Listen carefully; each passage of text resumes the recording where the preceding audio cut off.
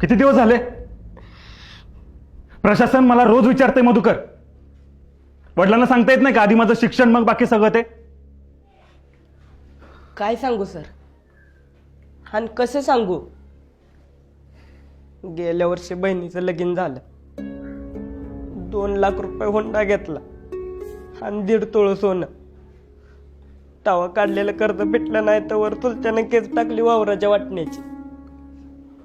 तिथं पैसा गेला, केस हरलो, घराच्या वाटण्या झाल्या. आता तर कुणाच्या घरात राहतोय सर.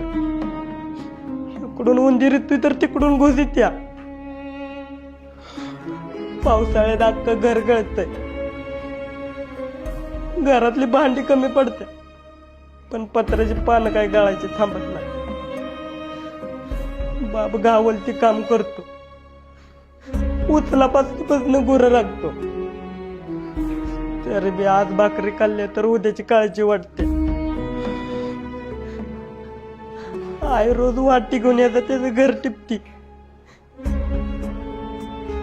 कुठनं आणू तिला पैसे? आणि कसं म्हणू बापाला? या सगळ्यापेक्षा माझं शिक्षण महत्वाचं आहे.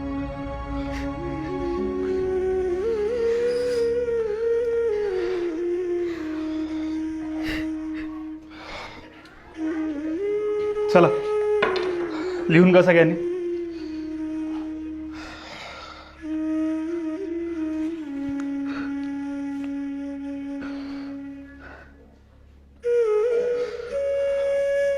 मधुकर, याच्या पुढे असलं वर्गात काहीही सांगायचं नाही.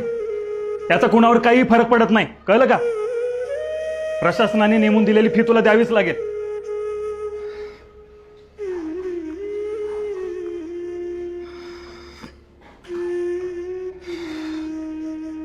मधुकर, जाताना स्टाफ रूम मध्ये भेटून जा.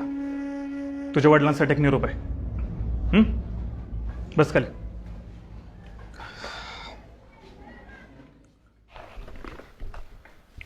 आत येऊ का सर? अरे ये मधुकर, बस. नाही नको, हाय तो उभा.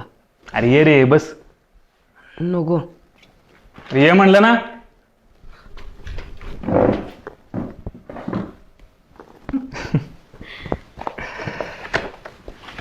मला सांग, कोण कोण असतं घरी? आई वडील असतात आणि 2 बहिणी आहेत. एकीचं लगीन झालंय, एकीचं यंदा होईल. बहिणीचं वय किती रे? माझ्यापेक्षा 3 वर्षांनी मोठी आहे. तुझं 14, म्हणजे तिचं 17 असेल. एवढं लवकर लग्न कसं काय? कधी कधी परिस्थितीसमोर हात टेकावे लागतात मॅडम. सगळीकडेच तुमचे सरकारी नियम लावून चालत नाही. शिक्षक असून तुम्ही असं म्हणता कांबळे सर? अहो, शाळेपेक्षा बाहेरच्या जगात जास्त वावरणारा शिक्षक आहे मी. घरात तरण्यापुरीला ठेवून रानात जाणाऱ्या बापाच्या जीवावर उचललेल्या वजापेक्षा जास्त दडपण येतो. आणि तेच मनावरचं ओझं हलकं करण्यासाठी तो तिच्या लग्नाची घाई करत असतो.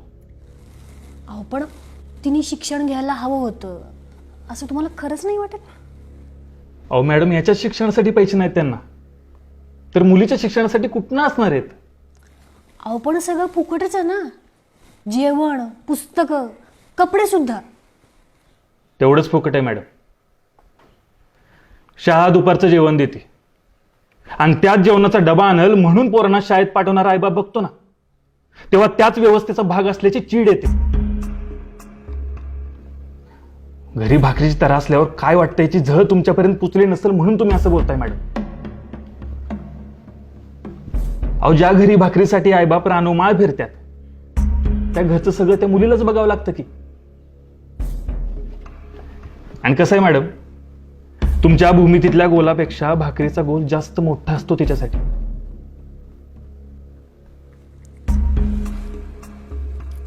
एक बाई म्हणून काळजी वाटली म्हणून बोलले मी. हीच तर अडचण आहे आपल्या शिकलेल्यांची.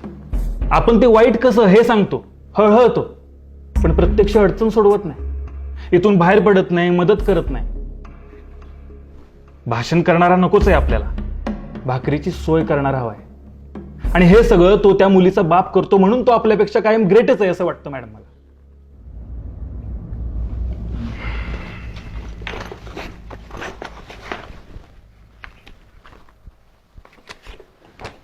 घे.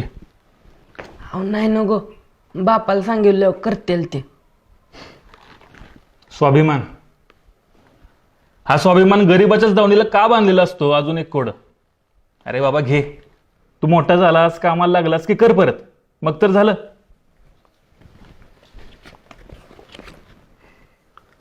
अहो फी फक्त 750 आहे, हे जास्त आहेत. अजून एक वाईट गुण, इमानदारी. अरे बाबा ठेव, लागतील तुला. आणि अजून काय लागलं तर मला मागायचं, कुणासमोर हात पसरायचे नाहीत काय. आणि तू काय काळजी करू नकोस, मी नीट लिहून ठेवेन.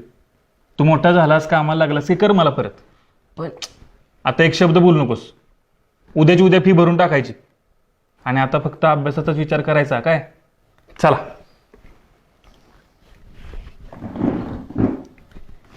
अरे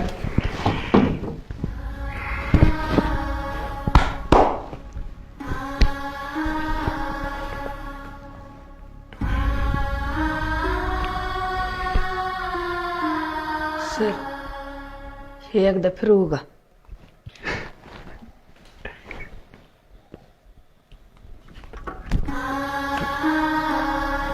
येतो.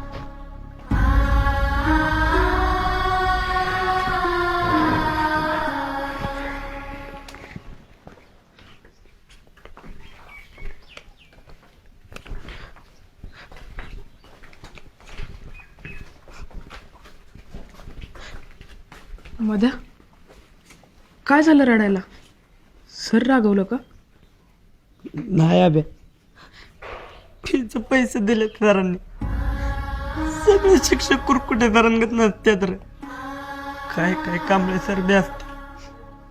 तिथनी 1 मिनिट बी लागला नाही हे काढून द्यायला. माझ्या बापाचं 2 दिवसाचं कष्ट वाचवलं रे याने.